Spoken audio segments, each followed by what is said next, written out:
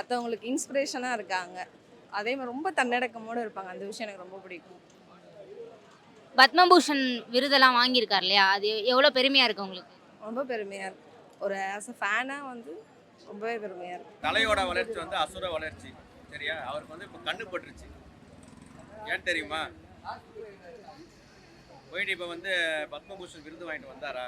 வந்துட்டு நேராக அவர் வீட்டுக்கு கூட போகல. கிரீம்ஸ் ரோட் அப்போலோ ஹாஸ்பிட்டலில் ட்ரீட்மெண்ட்டுக்கு இருக்காரு. நியூஸ் பார்த்தேன் நான். ரொம்ப வருத்தமாக இருக்குது.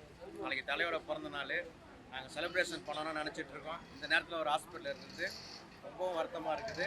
ஆனால் நல்லபடியாக ஒரு உடல்நலம் சரியாகி இன்னைக்கு டிஸ்சார்ஜ் ஆகி நாளைக்கு பர்த்டே வந்து சந்தோஷமாக கொண்டாடுவோம் நாங்கள் எல்லாருமே. யாரேட்டா நம்ம இல்லாம யாருக்கு என்ன பர்த்டே நமக்கு என்ன இருக்கு? எல்லாம் நமக்குள்ள ஒன்றும் கிடையாது. அவருக்கு நாம என்ன விஷ் பண்ண போறோம்? எவ்வளோ பேர் இருக்காங்க அவருக்கு விஷ் பண்றதுக்கு. விஜய் ஃபேன் சார்பாக அஜித்துக்கு இனிய பிறந்த நாள் நல்வாழ்த்துக்களை தெரிவித்துக் கொள்கிறோம். Many more happy returns of the day, Ajith தலைவர். அஜித் சார் எவ்வளோ பிடிக்கும் உங்களுக்கு? எனக்கு ரொம்ப நிறைய பிடிக்கும் அஜித்தை பற்றி. ஏன்னா அவங்க கார் ரேசிங் ரொம்ப நல்லா பண்ணுவாங்க.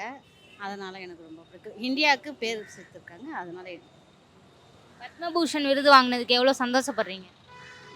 ரொம்ப சந்தோஷமாக இருக்குது. பத்மபூஷன் நாம் இந்தியாவில் அவருக்கு நடிகருக்கு கிடைச்சிருக்கனால ரொம்ப சந்தோஷம். இப்போ இளைய தலைமுறைங்களில் அவருக்கு கிடைச்சிருக்கு ரொம்ப சந்தோஷம்.